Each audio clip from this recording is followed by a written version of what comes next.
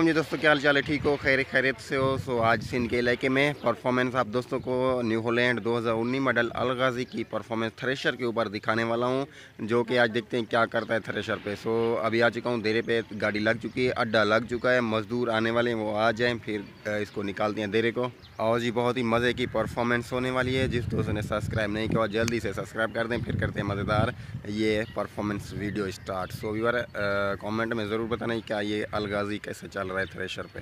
और जी डीज़ल की एवरेज मैं आपको बताऊं, डीज़ल की एवरेज जो इस अलगाजी की है आज चेक करेंगे कितनी एवरेज दे रहा है, क्या कर रहा है, 1 घंटे में क्या कर रहा है। सो वो भी आपको मैं ज़रूर बताऊँगा इंशाल्लाह। सो अभी बस थोड़ी इंतज़ार, ये मज़दूर लोग आ गए, आ जाएँ फिर करते हैं स्टार्ट। कुछ ही दिनों में परफॉर्मेंस जो है ना टोचन की आने वाली है। अलगाजी फीएड जो पहले टोचन बांधा था गाड़ी को, उसकी आने वाली है। सो उसका बड़ा ही शर्त लगा हुआ है सिंध के इलाके में, आपको वो ज़रूर दिखाऊंगा।